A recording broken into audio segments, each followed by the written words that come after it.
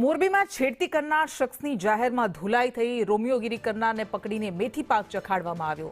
આ ઘટનાનો video social મીડિયામાં વાયરલ થઈ રહ્યો છે। છેડતી કરનારને પોલીસને સોંપવામાં આવ્યો। મોરબીના સનાળા રોડ પર યુવતીની છેડતી કરનાર શખ્સની જાહેરમાં ધુલાઈ કરવામાં આવી।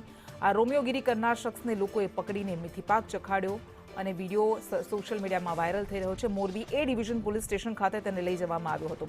વધુ વિગત સાથે સંવાદદાતા જગદીશ પરમાર આપણી સાથે જોડાઈ ગયા છે। જગદીશ, શું વધુ વિગત?